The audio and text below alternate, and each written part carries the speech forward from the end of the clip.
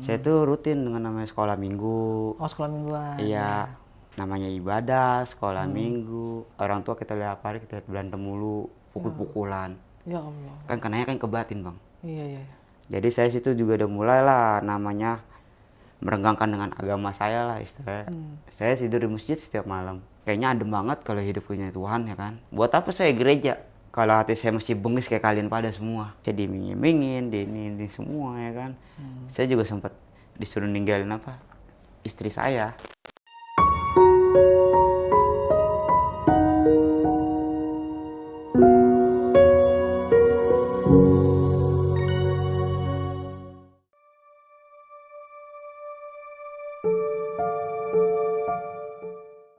Bismillahirrahmanirrahim. Assalamualaikum warahmatullahi wabarakatuh. Alhamdulillah, wassalatu wassalamu ala rasulillah, mabad.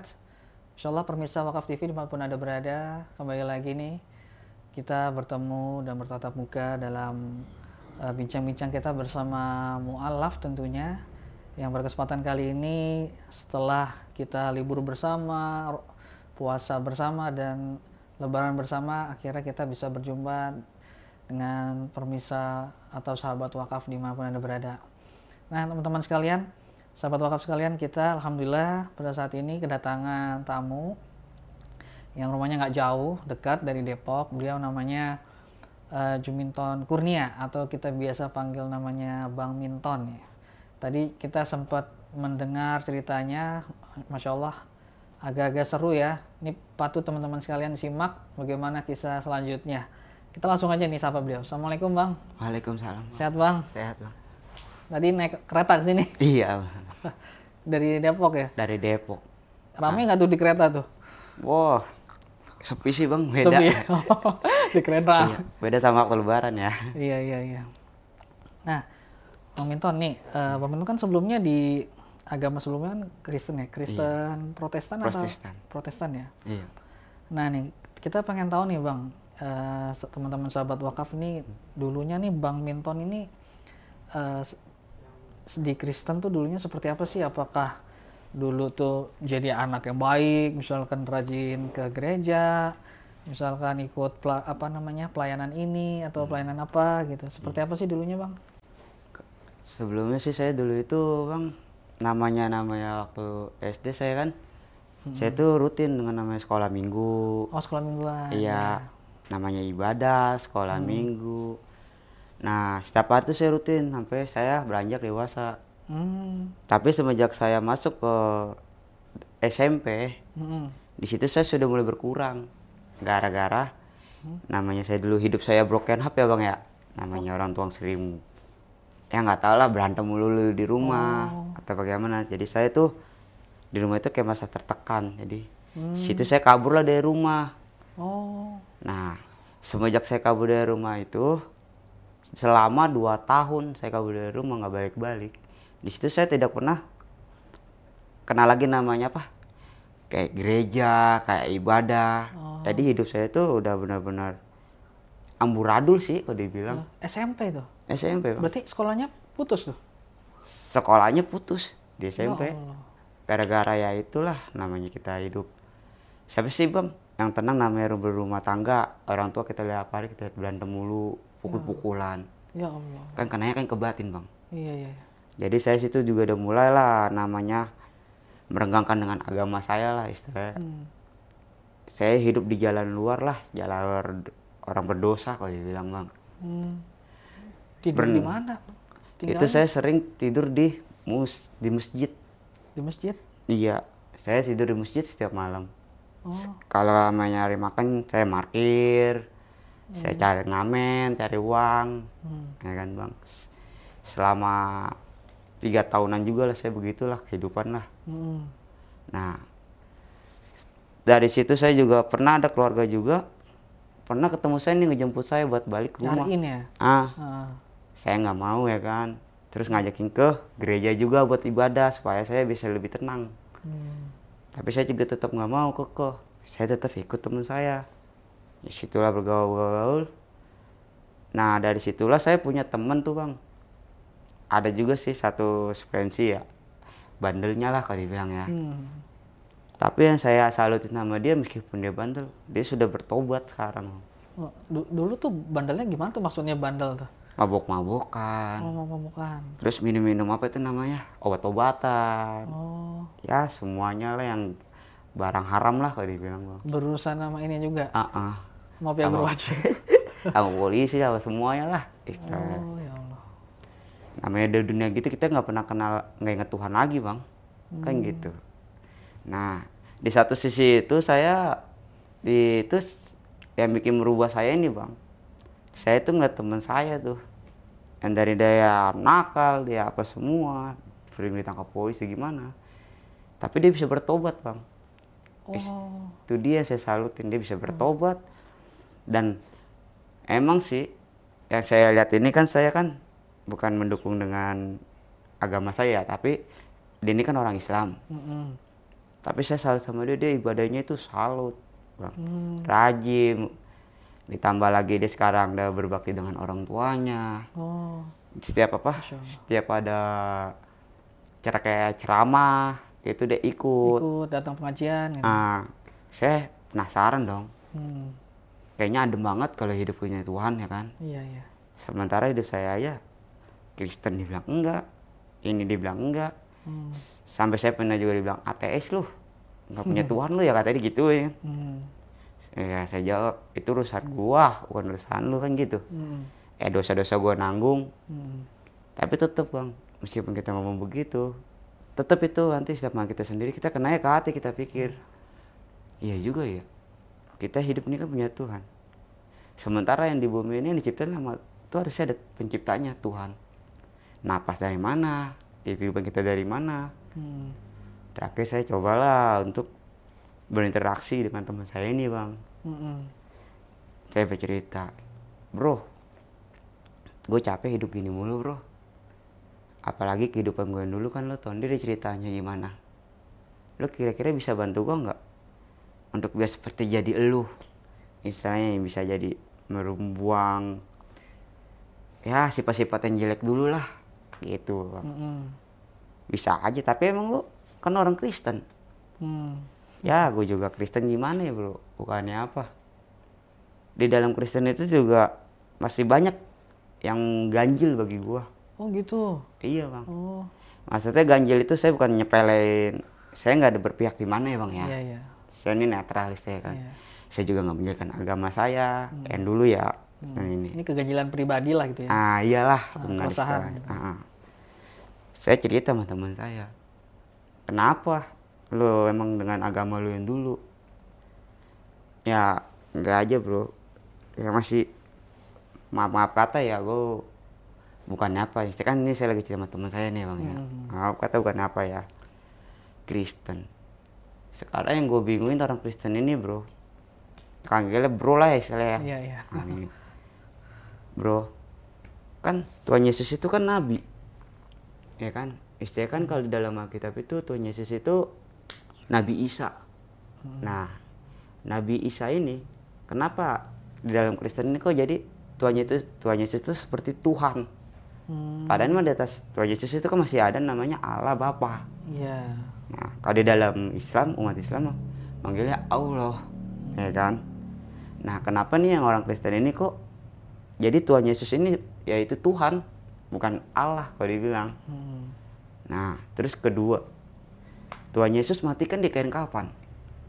Agama mana yang meninggal di kain kafan? Islam kan? Nggak ada di peti mati Tuhan Yesus dikuburkan. Iya, pakai jas. Nah, pakai jas, dinyanyiin lah apa kan, enggak.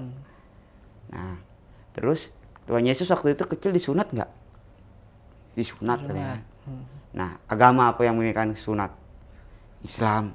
Emang ada Kristen sih bagian sunat. Tapi dia buat demi kebersihan. Iya, kesehatan. Kesehatan. Baik juga orang Kristen yang nggak disunat. Iya juga sih dia. Coba dah. Lu sabar aja dulu. Gue coba nanya sama ustadz gue. Iya bro, gue minta tolong. Gue hidup gue gini-gini mulu, gue gak punya Tuhan. Hidup gue jadi bener-bener hancur-hancuran. Kadang dibully orang yang terdekat, kadang diremehin. Sakit bro. Meskipun memang gue dulunya, emang sifat gue dulu sih yang bejat kayak itu ya kan. Iya. Di satu sisi tuh bang, ngobrol dia mau ustadz, Ustadznya. istilah teman saya ini kan. Heeh. Diajaklah ketemuan. Nah di situ saya ceritanya sama seperti yang tadi ke ustadz itu. Nah saya dimualafin lah ini, tapi saya belum. Di tahun 2014 saya itu mualaf pertama. 2014. 2014 mualaf pertama. Di Di daerah Cawang. Cawang. Iya. Di daerah Cawang, di rumah susun ada masjid itu. Ya kan situ. Tapi saya mualafnya cuma di ya sekedar syahadat aja. Iya. Nggak dapat kayak surat atau gimana gitu ya. Nah, terakhirnya saya sudah diarahin. Ya kan? Sudah untuk dibimbing untuk belajar buat sholat, buat apa, sama ustadznya diarahin. Tapi di satu sisi hati saya itu masih belum benar serius, Bang. Masih tergoda dengan dunia gelap saya lah. Pada saat itu ada yang mau ngajarin nggak, ngebina segala macam? Nggak ada Nggak sih, ada Bang. ya? Nggak ada. Gitu. Nah, jadinya kan kalau itu kan udah nih syahadat aja. Nah, untuk belajar untuk ininya itu niat dari hati lu. Kayak istilahnya untuk yang kayak saya ini kan nih, kayak ada tuh dari anggota MCI di Depok itu kan Bu Fenti namanya kan. Iya, Bu Fenti. Nah, dia tuh ngajar, ayo Ton, kamu belajar sholat. Jadi kayak dia ngajak gitu loh, Bang. Nah, saya belajar sholat, nanti kita sama-sama tuh belajar buat baca Al-Quran. Kita belajar dari Iqra, belajar dari ini, kita sama-sama. Kan jadi kita itu jadi semangat, Bang. Betul. Jadi ya istilahnya, yalah saya mau sampai kapan begini ya kan. Nah, tapi kalau yang dari satu sini beda. Saya kembalilah seperti dulu lagi. Oh, pada saat itu syahadat. Nggak ada pembinaan. Nggak ada pembinaan, nggak ada apa. Dalam 3 hari 4 hari. Luntur. Lunturnya itu kenapa ya? Saya bingung. Ini saya baca Al-Quran gimana tulisannya. Terus kayak nggak ada yang nopang saya gitu, Bang, buat semangat. Nggak mungkin saya nanya ustadznya terus ya kan. Saya malu lah, Bang. Kan gitu. Saya kayak dulu lagi. Balik lagi kayak dulu. Mabok-mabokan lah. Cari duit yang bener lah. Apalah. Urusan nama ke polisi. Nah, terakhir teman saya juga datang gitu. Lu gimana sih udah syahadat? Tapi lu balik ke dulu. Ya mau gimana, Bro? Gue syahadat juga nggak ada yang ngajarin. Nggak ada yang ngebina. Bukan dia, emang sih gue udah gede. Gue juga kemarin bisa bergaul dengan ini. Tapi kan tahu, Bro, namanya orang berdosa itu pasti harus ada yang ngebina, Bro. Supaya dia nggak bisa jalan ke baik lagi. Iya, betul. Bener kan, Bang? Betul. Gitu. Nah, iya juga sih. Tapi tergantung diri lu sendiri gitu. Ya, tergantung diri sendiri juga sama aja, Bro. Ya, kurang cukup. Kurangnya ini juga, kecuali lo ini. Ya udah, gitu lagi, Bang. Nah, dari situ lagi saya Berapa tahun tuh? Apa balik lagi gitu kan? itu saya mulai 2014, balik lagi 2016. 2016 balik lagi ke dulu lagi? 2014. Cuma berapa bulan? Oh, hitungan bulan aja. Iya, bulan. Hitungan bulan terus Hitungan balik bulan. lagi. Iya. Seperti dulu lagi. Seperti dulu lagi hitungan bulan tuh. Hidup apa seperti dulu gitu kan, mabok-mabokan sampai mabok-mabokan. Sampai tahun 2016. 2016. Nah, di situ saya kan memang udah tinggal, nggak punya rumah, nggak punya apa lagi kan, di jalan. Ada sebenarnya rumah, tapi namanya rumah saya begitu, saya nggak mau balik, Bang. Ya, kondisinya masih seperti itu. Di tahun apalagi juga kan di tahun 2016 itu saya sering tidur. Kalau saya buat nakal saya sih di luar, tapi kalau saya nggak tahu kenapa buat istirahat tidur itu di masjid terus saya cari. Oh. Itu yang saya bingungin. Kenapa setiap di masjid itu, setiap kita mau sholat subuh ya, sholat subuh, saya tuh dengar ajan itu kayak adem aja dengarnya. Lantunannya beda dengan saya nggak membandingkan dengan yang gereja ya. Kalau gereja kan kita kayak nyanyi, haleluya, atau bagaimana ya kan. Saya kan nggak ngerti kalau namanya, kalau di kita sholat kan subuh itu kita kayak berdoa. Ibadah berdoa kayak nggak nyanyi gitu. Kayak tuh adem, pikiran tenang. Terus orang-orang di masjid itu tuh kan saya di masjid itu ada marbut ya. Orangnya baik-baik bang. Oh, masya Allah, baik-baik. Iya, baik-baik. Kadang saya ditanya, kamu udah makan belum? Kadang meskipun dia juga susah, saya juga susah ya. Ya. Tapi buat sekedar dia Nyediain. nyediain, minumnya ada roti. Saya tahu kamu belum makan. Di situ saya tersentuh bang, hati saya. Masya Allah. Nah ya udah lama-lama ngobrol, bercerita gitu ya kan. Ini dia tahu Mas Kristen gitu ya. Tahu. Ah, Tapi saya juga pernah ngomong juga, saya pernah mualaf, Oh, kayak gitu. begini-begini. Tapi itu dia juga ngasih satu arahan, kasih nasihat lah yang bagus dengan saya. Ya udah, saya setiap hari bergilir dengan gitu. Tapi saya tetap aja, apa ya kalau dibilang saya tuh bebel sih orangnya. Hmm. Dikasih nasihat nggak bisa, dikasih ini nggak bisa, cuma sekedar gini. Tapi saya tetap menghargai orang yang baik bang. Saya dia ngobrol, kita denger dia nasihatnya. Beda sama orang ngasih tahu nih, kita ngelawan, gitu bang. Nah di situ saya udah tetap aja di masjid itu saya masih belum mualaf bang. Saya masih bimbang dengan hati saya. Berjalan dengan iring di tahun 2020, pas juga situ orang tua saya meninggal. Oh, Di situ saya di situ juga dicekel sama keluarga saya oh. yang orang Kristen ini. Kan tahun 2020 tuh orang tua saya meninggal, ibu saya. Hmm. Tapi saya juga nggak tahu kan dia, namanya saya udah nggak tinggal di rumah, udah bercerai pun saya nggak tahu ya kan. Orang tua bisa. Pisah Oh. sama suaminya. Saya balik situ, ibu saya ini dijadi janda lah istilahnya. Tapi sudah meninggal di bulan Mei tahun 2020 kena saraf kejepit. Gitu. Nah, saya di situ datang lihat. Di situ udah ada peti mati. Terus ditambah lagi ada pendeta untuk berapa ya? Bernyanyi-nyanyi lah saya yang ini menunggu keluarga atau gimana. Tapi di fase peti mati itu saya situ keluarga saya banyak bang, kumpulan orang Batak. Masih jatuhnya orang Kristen. Tapi kalau saya sih masih bilang ateis ya bang ya. Iya, iya. Masih belum percaya lah istilahnya gimana gitu masih ini. Di situ saya dijepit tuh sama keluarga saya. Dijepitnya, kamu selama hidup kamu cuma bisa jadi beban nyusahin. Kamu tuh harus banyak ke gereja gini. Saya bilang, buat apa saya gereja kalau hati saya masih bengis kayak kalian pada semua. Saya tahu maksud kalian kesini mau ngapain. Dulu orang tua saya sakit juga, mana ada kalian mau merawat. Nggak usah bawa Tuhan dah, nggak usah bawa Tuhannya Yesus atau gereja lah sama saya. Buat apa bawa Tuhan Yesus tapi kalau hati kalian bengis kayak gini. Tetap aja sifat kalian kayak setan. Saya situ sampai digampar mulut saya bang. Ya Allah. Sama dari kakak ibu saya kan. Kamu so ngajarin gini-gini masalah Tuhan ya kan. Kamu aja gereja aja enggak, ini apa enggak. Gitu. Ya itu urusan saya sama Tuhan, daripada saya punya agama tapi ngebengis kayak gitu. Apalagi cuma pas meninggal orang tua saya kalian datang mau ngincer hartanya doang. Iya bang, orang itu ngincer harta ibu saya. Oh, memang warisan itu dibagikan ke keluarga apa gimana? Kakak mama yang sibuk. Oh. Kayak gitu. Sampai saya juga pernah dengar katanya di kartu keluarga saya mau dibikin mati di kelurahan, udah nggak ada. Ya Allah. Kan mana bisa bang. Biar supaya nggak dapat Biar nggak dapat warisan, jatuhnya ke kakak mama. Tapi tetap orang itu bersekongkol buat ngebikin warisan Ya itu. Allah. Itu ada adik kakak, maaf. Kalau itu ada sih adik, tapi adik angkat dari rumah sakit. Oh, adik angkat. Tapi Iya. nggak, bukan satu darah gitu. Bukan. Bukan. Ya. Nih, tapi semakin diangkat saya tetap sayang meskipun dia orang asih ikutin dengan agama, hak dia lah istilahnya kan gitu. Saya nggak bisa ini ya bang ya.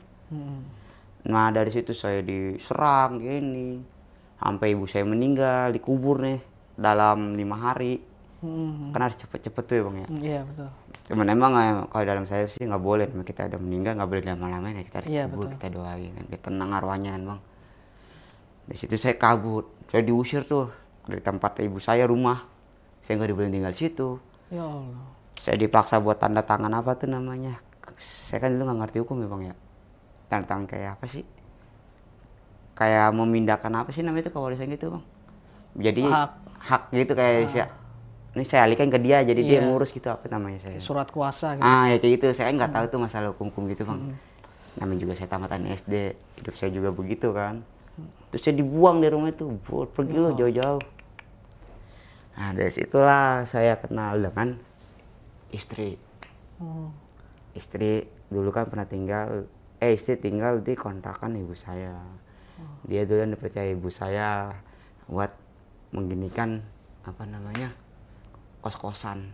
Oh, Muslim, istri muslimah? Muslim. Oh muslimah, gitu, Masya Allah. Ngobrol lah kami berdua, Oh. saling inilah. Dulu emang belum ada sempat ini hati ke hati lah Iya, istilahnya. baru sharing-sharing Udah biasa, sharing ngobrol aja gitu lah, ya. iya. Ini gimana sih tempat tinggalnya, masalah orang tua lah, ibu. Mana sih ibu saya dulu ini. Dia pun juga bercerita dulu apa-apa ibunya waktu sakit nggak ada keluarga yang datang. Jadi kata istri mah saya terus yang dikasih kepercayaan, ngambil uang kosan, setoran. Oh dipercayain sama ibu. Dipercayain ibu saya. Ibu saya juga sayang sama dia juga pernah dulu cerita ibu saya. Oh. Waktu saya pernah tuh komunikasi sekali di tahun 2016 itu saya pernah komunikasi sekali. Ada seorang cewek ngekos itu, dia sambil kuliah, ambil kerja. Dia ngejaga, ngebantu ibu. Dia orang Islam. Oh, saya bilang ya udahlah bagus kayak nanti. Saya disuruh balik juga kan, saya juga tetap nggak mau. Masih pengen belum inilah, saya belum capek lah, masih pengen puasin dulu gitu. Nah tahun 2000 itu lama-lama saya ngobrol ini, saya juga nggak punya tempat pengaduan untuk bercerita. Saya ceritalah ke istri saya ini sebelum jadi istri ya bang. Kita ngobrol, saya ingin. Lama-lama ya udah, kami ini jadi ada rasa lah istilahnya gitu. Nah saya cerita, saya pernah mualaf gini, ya kan. Saya cerita, tapi saya balik lagi kata istri, coba kamu itu kalau coba kamu mualaf lagi, saya akan bantu buat mencari ustadz atau bagaimana ya kan. Saya begitu, tapi kamu mualaf itu dengan niat hatimu sendiri, jangan gara-gara terpaksa dengan kemauan keadaan. Entah gara-gara saya gitu kamu mau nikahin saya karena saya Islam, kamu masuk Islam, jangan. Kata istri gitu. Enggak kok, saya emang dari dulu kayak lihat hati saya itu masuk Islam. Kenapa saya niat? Hidup saya itu perjalanan sudah jauh. Saya bilang istri saya juga di masjid, sering tidur di masjid setiap malam, sering dengar ceramah, kadang ustadz saya di pinggir dengar, tapi sekedar ingin dengar aja. Iya. Masih belum niat itu.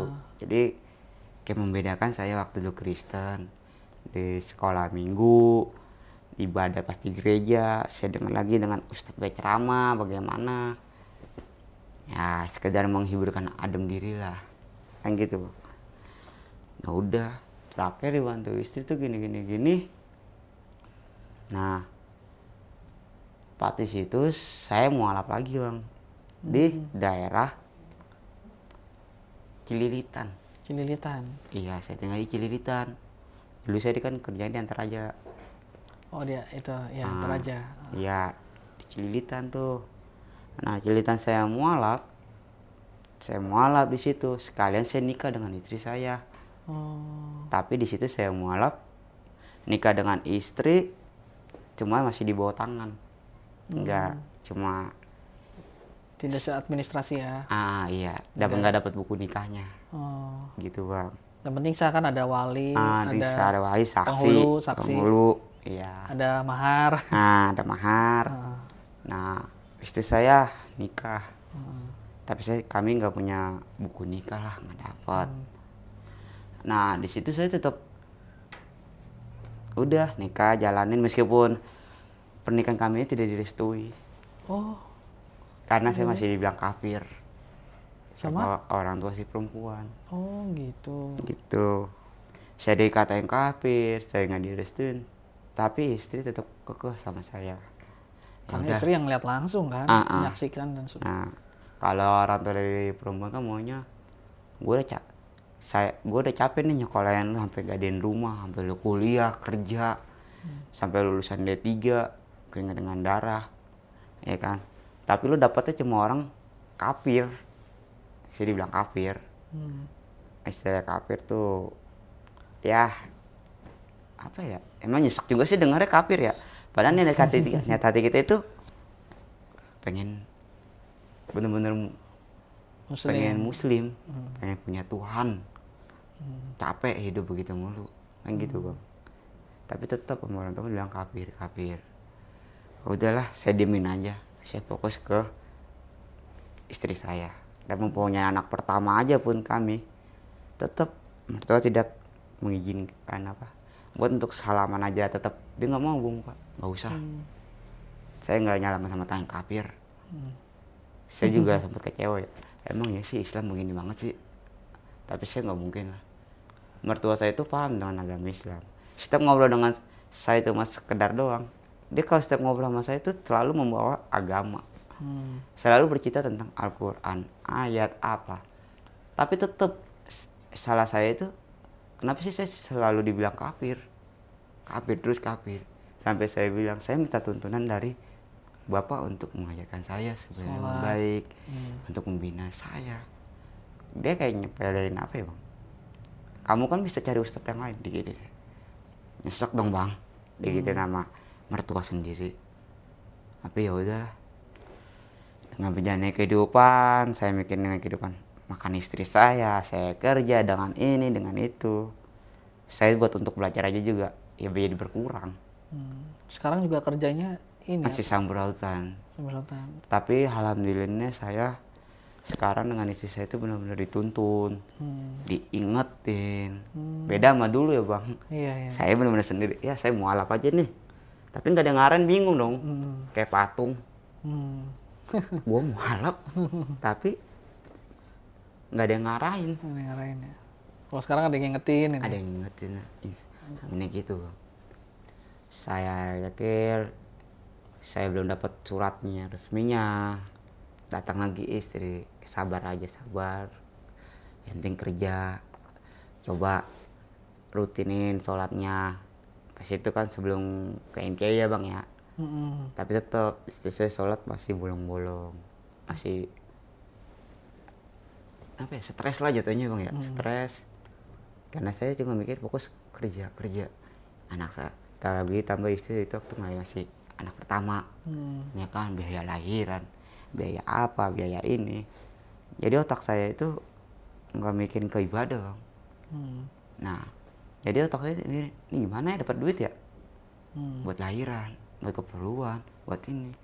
Terkadang saya mikir, ya Allah, dari mana lah saya bisa dapat kerja dengan gini, sementara kehidupan saya ini benar-benar terombang-ambing banget.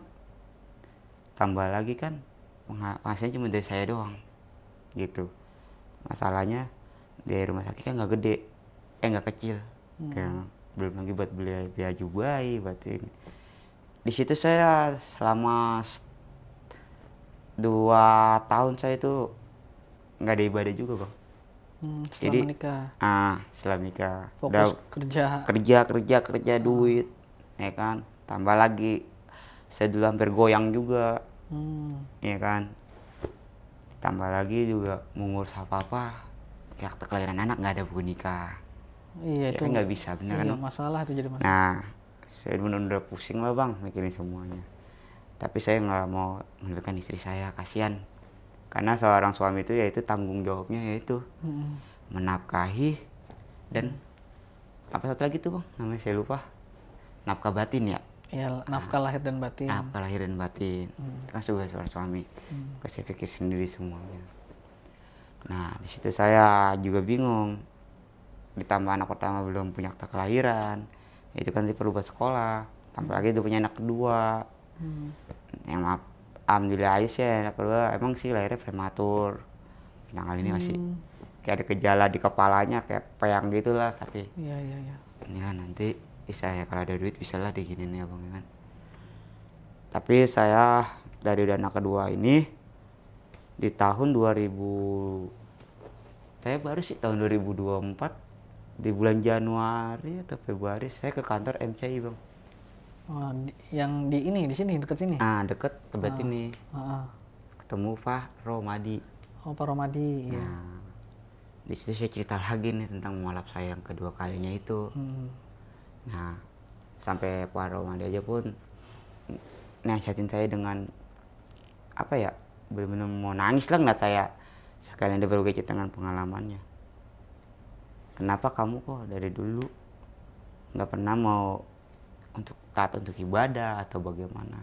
Saya cerita, saya Pak selama hidup saya sendirian Pak, begini. Saya tidak mau cerita ke istri saya atau gimana. Saya nggak mau bikin stres istri saya Pak.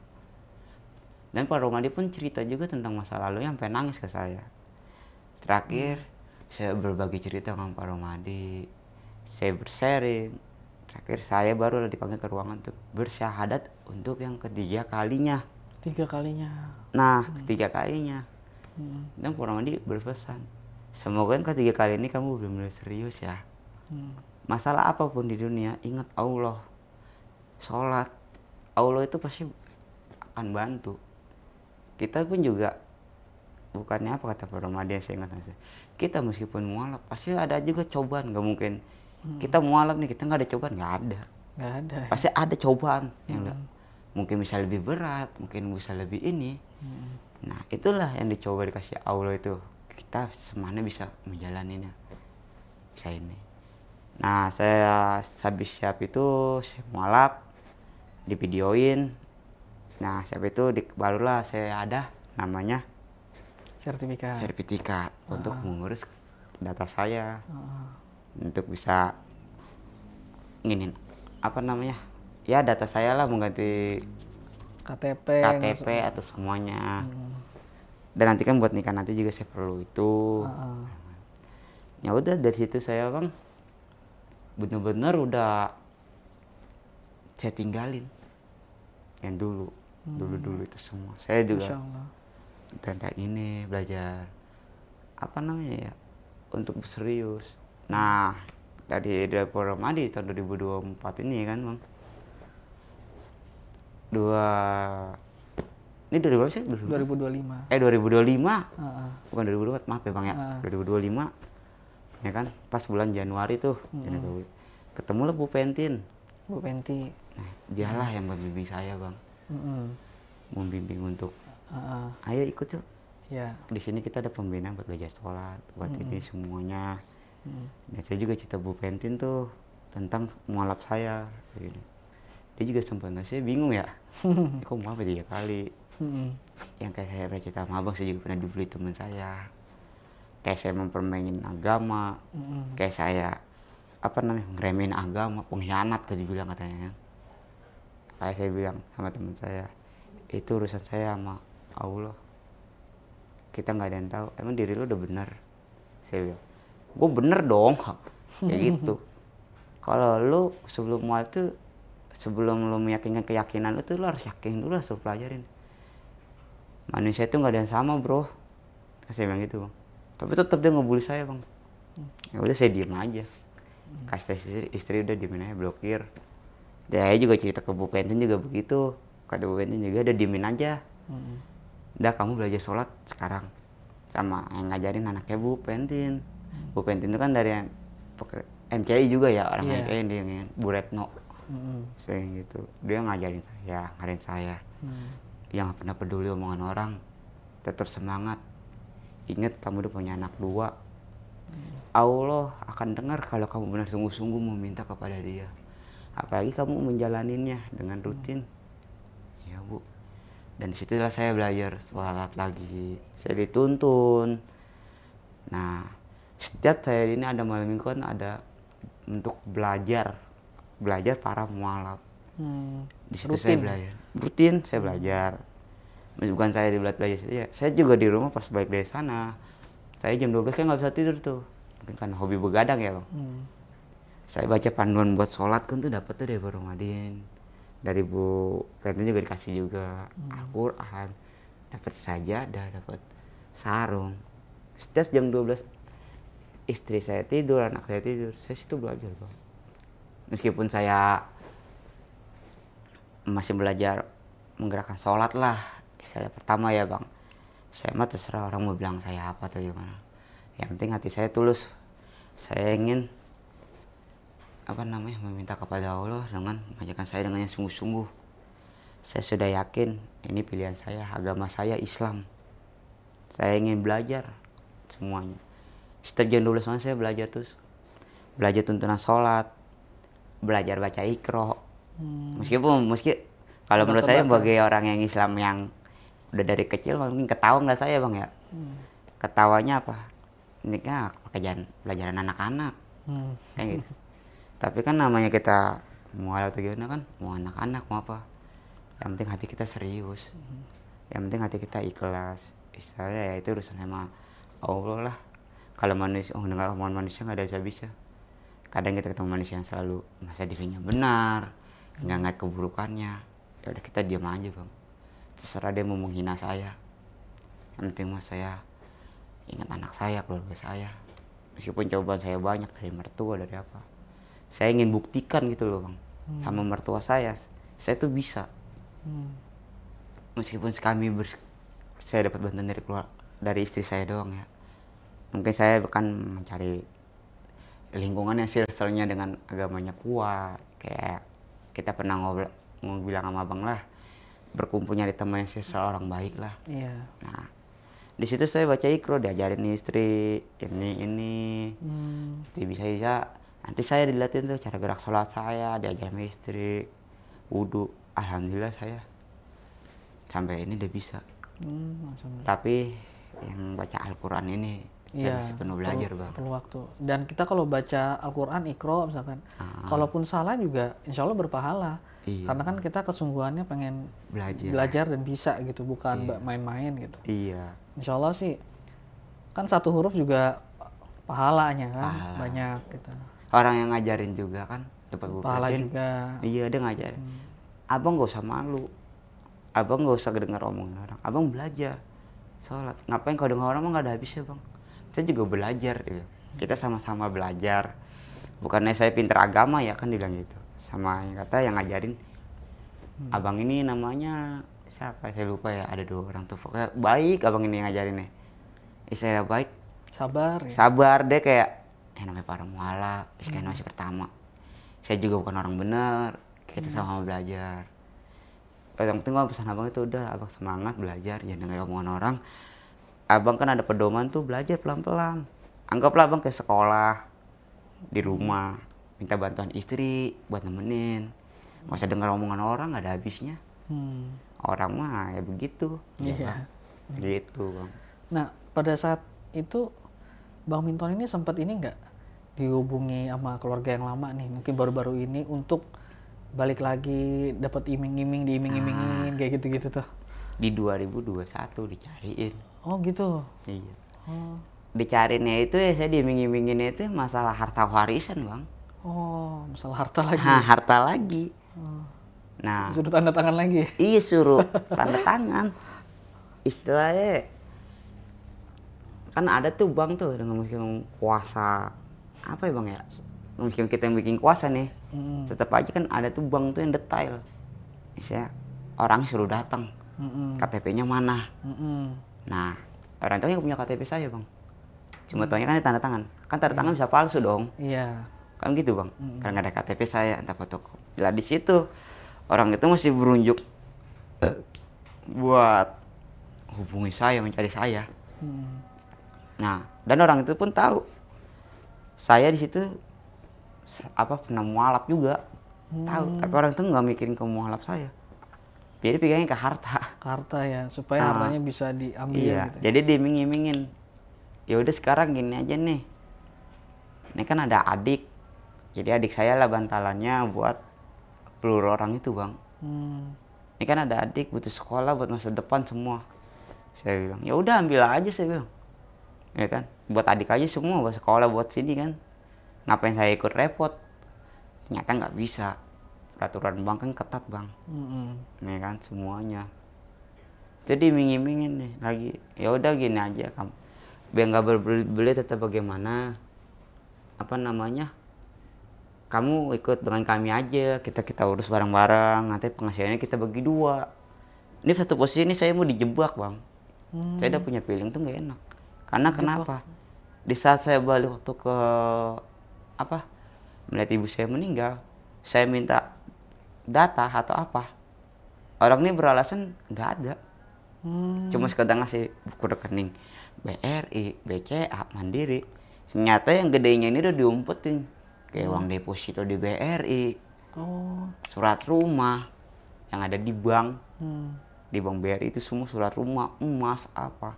Deposito aja sebesar total 310 juta. Dia diumpetin, Bang.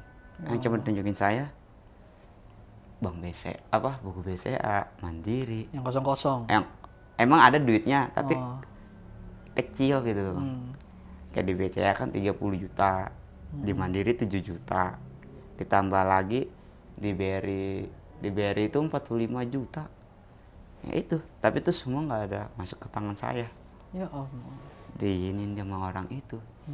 Jadi saya dimingin-mingin, diinin semua ya kan. Saya juga sempat disuruh ninggalin istri saya. Jadi kan orang Islam gini. Jadi kayak ngajakin orang Islam atau gimana gitu ya.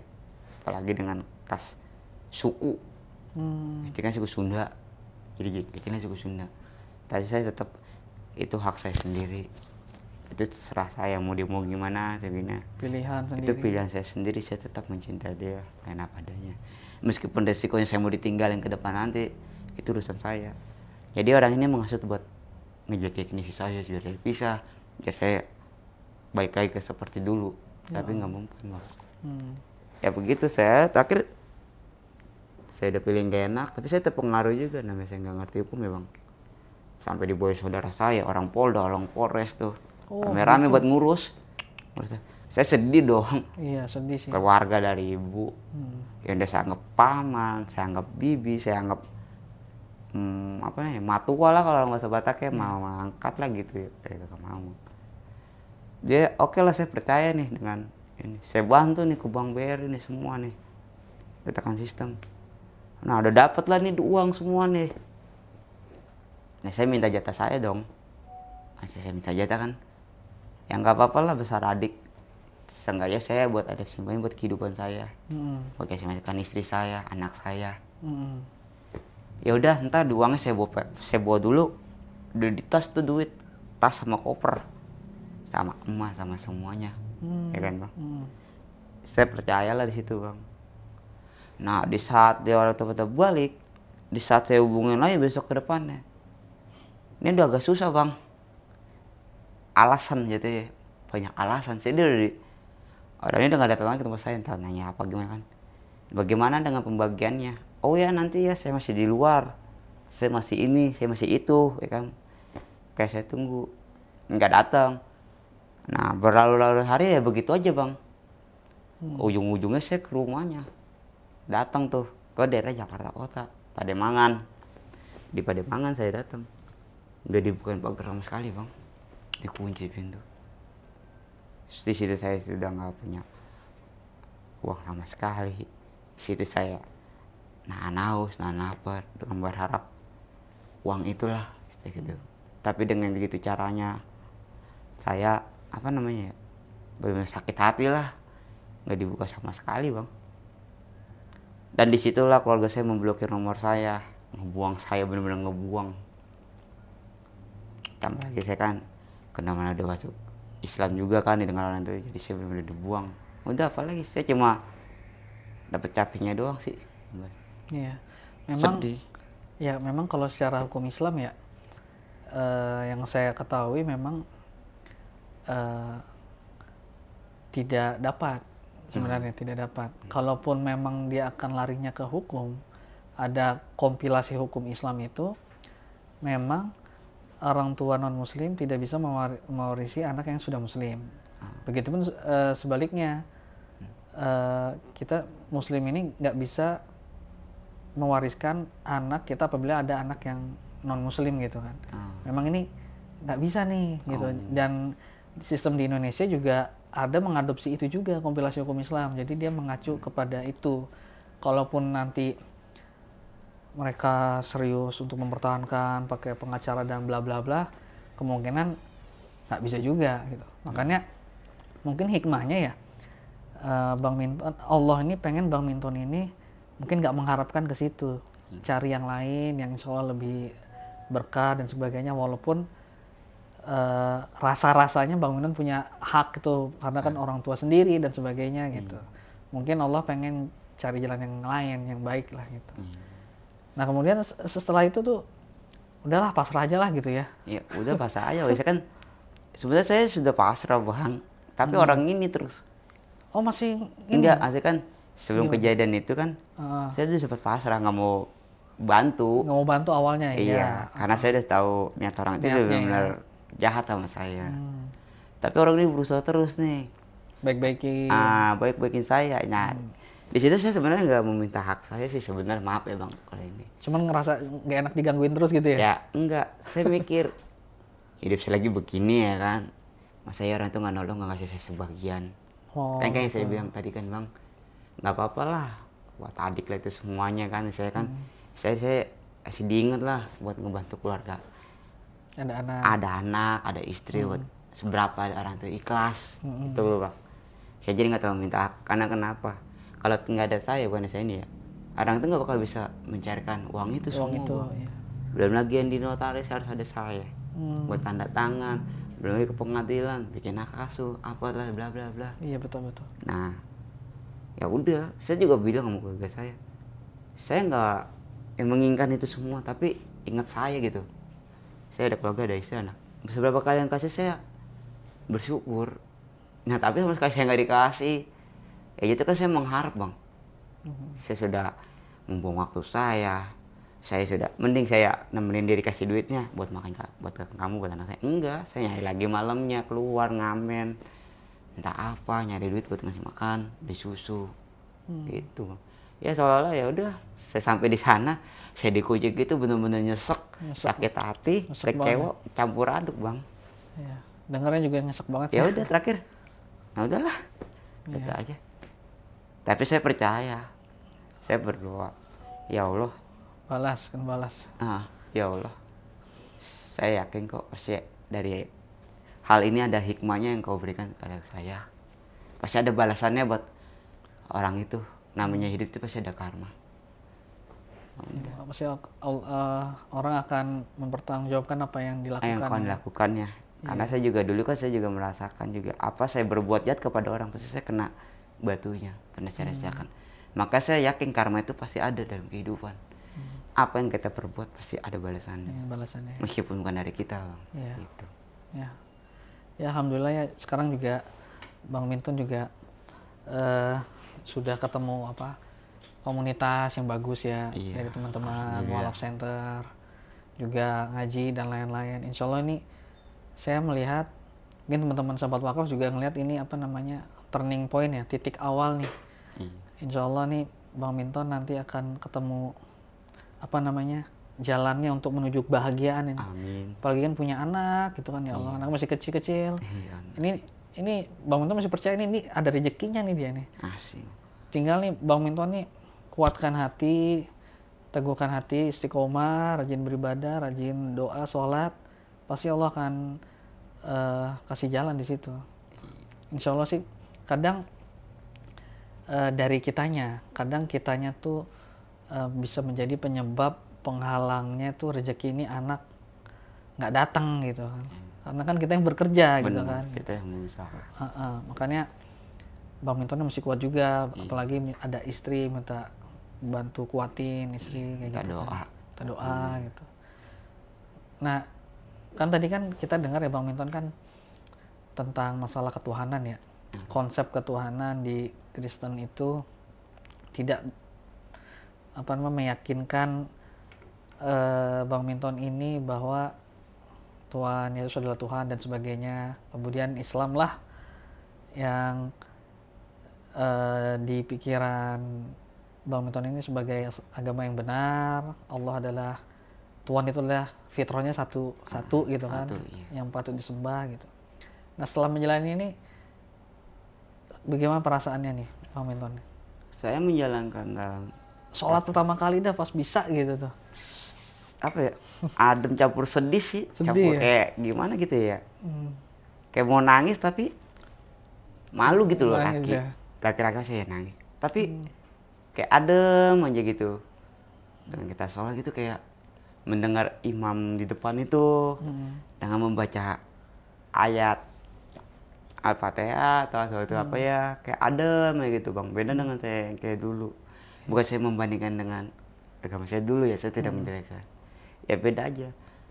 Istilahnya saya kayak benar-benar adem gitu dengar lantunan Al-Quran itu di hati Pokoknya saya. hati tuh kayaknya tenang. Tenang. Jadi perasaan itu belum pernah dirasakan di sebelumnya gitu. Nah iya, jadi kayak kita stres di kehidupan itu Plong gitu. ngeplong.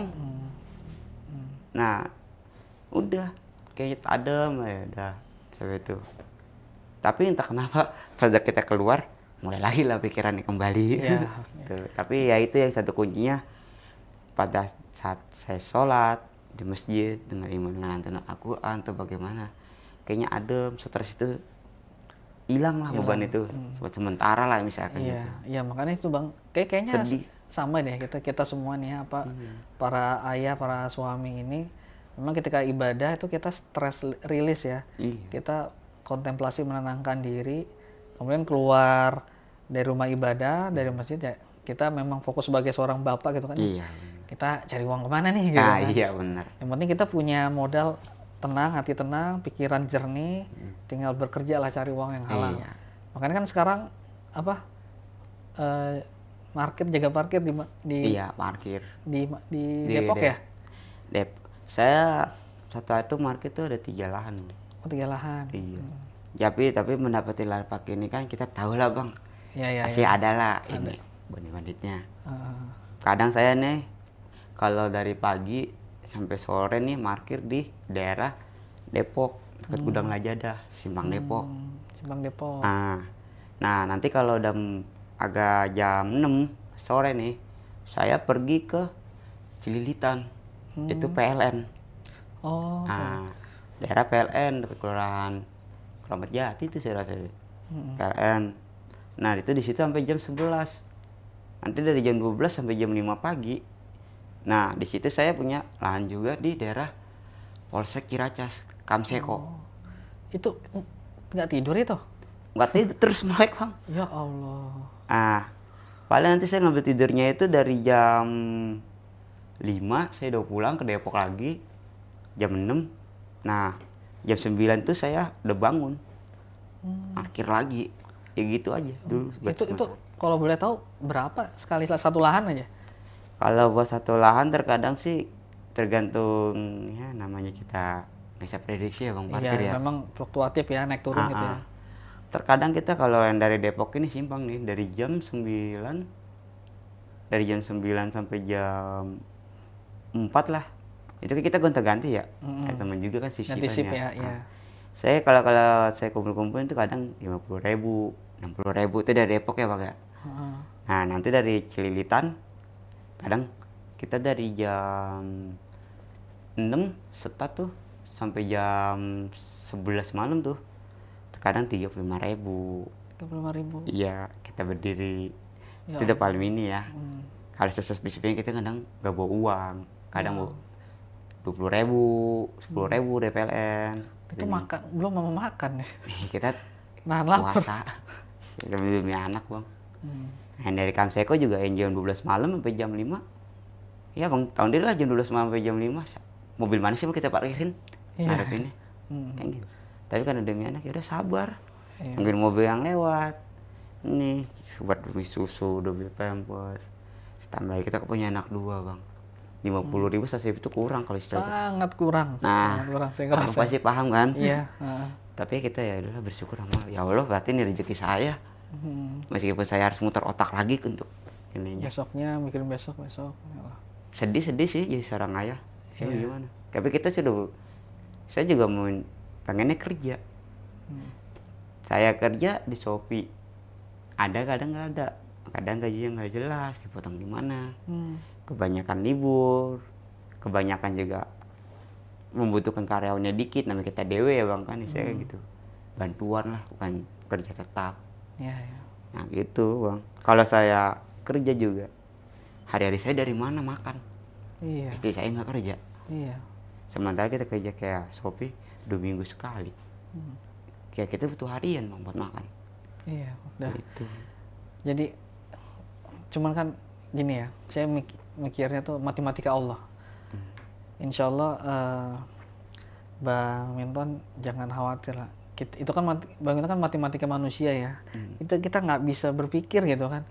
Cuman tapi Allah tuh kadang mencukupkan aja gitu. Ada aja bisa Ada makan aja. gitu kan. Benar Bang. Itu maksudnya itu tuh hikmahnya tuh. Ya itu. Makanya saya mohon nih misalnya Bang Minton ini ya tetap istiqomah, tetap percaya Allah pasti akan cari jalan keluar. Amin. Gitu. Makanya tadi yang Bang Minton tuh secara pikiran dapat segini nggak bakalan cukup lah hidupin sendiri aja enggak gitu, apalagi lu punya anak istri, anak dua. Kita tetap bersyukur. Udah bersyukur makanya. Berarti maksud saya ini Bang, maaf. Berarti ya rezeki Allah ngasih segitu ya udah kita mau apa lagi? Iya, terima ya. Terima, bersyukur. Ya. Nggak sama sekali dikasih ya. Iya. Makanya hidup itu kita emang udah jangan banyak ngeluh lah. Iya, jalanin apa yang ada. Apa rezeki kita yang dikasih ya itu kita dikasih sama Allah. Kita harus banyak bersyukur. Yakin deh Allah itu pun nggak bakal tinggalin kita selama kita tetap menjalanin sholat 5 waktu kita dengan ibadah yang kita belajar. Rencana Allah itu indah kok, percaya aja itu sih. Kalau menurut saya udah. Iya. Baik Bang, mungkin pertanyaan terakhir ya Bang ya. Iya. Mungkin harapannya Bang Minton nih untuk Bang Minton sendiri sama keluarga tuh, harapannya ke depannya mau seperti apa nih Bang? Harapan saya sih dengan keluarga sih saya ingin menjadi benar-benar pribadi dengan yang lebih baik.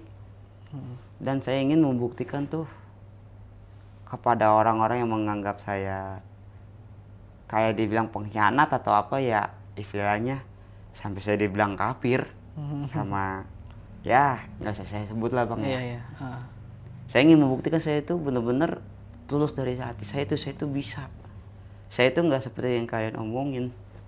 Meskipun dulunya saya itu ya semua manusia itu punya masa lalu yang suram. Saya ingin buktikan. Saya ingin membagikan keluarga saya. Saya ingin membuktikan dengan mertua saya itu bisa. Saya itu nggak kafir kayak dibilang orang itu. Dan sama orang yang berendah-berendah mengucilkan saya juga. Saya bilang memainkan agama atau apa atau kayak nyepelin atau gimana. Hati saya nggak begitu. Mungkin di depan dia kan dia kayak menganggap saya jelek, tapi kan dia kan nggak tahu hidup saya dalam hati saya kan nggak tahu. Iya. Itu doang sih Bang. Saya ingin menjadi yang lebih baik. Saya ingin membuktikan kepada keluarga saya tanpa dengan namanya masa-masa lalu saya yang diginiin lah Bang. Saya yakin Allah itu akan menemani saya. Iya, pasti. Itu doang sih Bang. Iya. Pesan saya dalam hati saya. Ya, amin. Alhamdulillah. Kita tentunya ya teman-teman sahabat wakaf yang nonton sih, insya Allah kan ya kita harapkan ya semoga ya tercapai harapannya. Insya Allah kita mengaminkan. Iya. Intinya juga Allah sehatkan nih Bang Minton. Amin. Sama anak dan istri semoga punya insya Allah pasti akan memiliki masa depan yang baik. Amin. Ya, anak-anak udah insya Allah soleh dan soleha. Laki-laki perempuan apa perempuan? Sepasang lagi, Masya Allah. Kita doain ya sahabat wakaf sekalian ya. Dan untuk tadi tuh Bang Minton yang nyinyir yang toksik tinggalin aja. Iya. Yang toksik itu kita blokir aja. Nggak usah ditemenin. Itu kita akan stuck, kita jalan kayak berjalan di tempat gitu. Kita nggak akan maju kalau dengerin orang-orang yang toksik. Tinggalin aja teman-teman. Ya kan? Emang. Baik sahabat wakaf, demikianlah bincang-bincang kami ya. Semoga dari kisahnya Bang Minton ini kita bisa mengambil pelajaran dan manfaat bagaimana strugglingnya, pergolakan batinnya, dan kisah heroiknya tadi Bang Minton ini. Allah angkat derajatnya, kita doakan ya permisa, dan juga teman-teman bisa mengambil pelajaran dari video ini. Jangan lupa like, subscribe, komen, dan juga jangan lupa aktifkan lonceng notifikasinya agar teman-teman sekalian bisa mengupdate info terbaru dari kami. Kami undur diri dan mohon maaf. Wassalamualaikum warahmatullahi wabarakatuh. Jadi salah satu hambatan di jalannya, ya ini nih. Nah ini salah satu.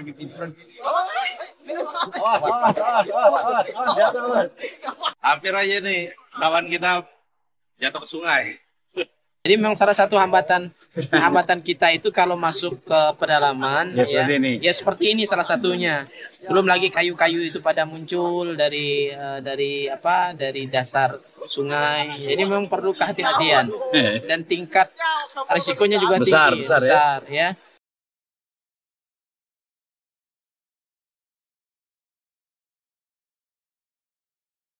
Ya begini kondisi ketika kita masuk ke pedalaman Sintang, Kalimantan Barat, kita memang harus bisa membaca kondisi sungai, kondisi alam. Kalau pada saat air naik, kita aman. Pada saat air surut, maka kondisinya kita harus berhati-hati. Pada siang hari ini kita akan berangkat menuju Desa Mentatai. Dalam perjalanan insya Allah bisa ditempuh nanti bersama dengan tim kurang lebih 6-7 jam. Pada malam hari nanti kita akan bertemu dengan warga umat Islam yang ada di pedalaman Desa Mentatai.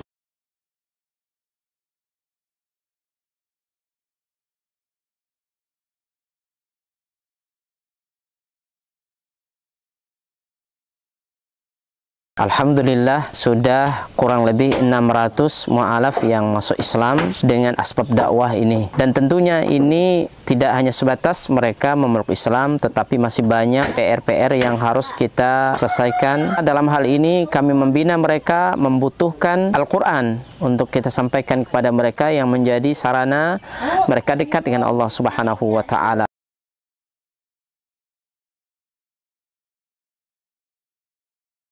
Kami berharap dan mengharapkan bantuan dari seluruh kaum muslimin untuk mensupport dakwah ini dengan berwakaf Al-Quran di Badan Wakaf Al-Quran. Luar biasa.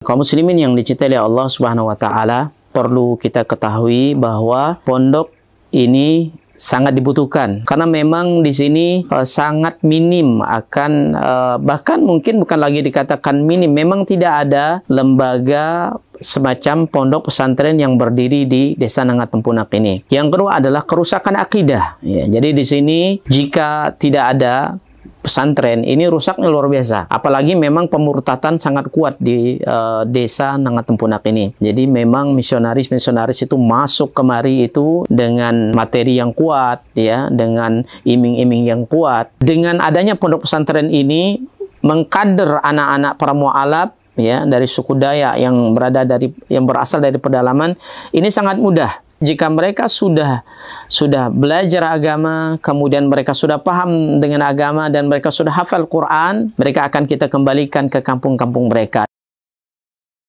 Kita sekarang sambil melihat lahan atau tanah yang akan kita bebaskan untuk pembangunan atau perluasan pondok tahfiz Quran Cahaya Tempunak. Lokasi ini adalah lokasi yang bebas daripada banjir dan luasnya kurang lebih 4 hektar, dan insya Allah di sini nanti akan kita bangun sarana ibadah, kemudian sarana untuk tinggal mukimnya para santri, kemudian aula belajar dan pertemuan para santri.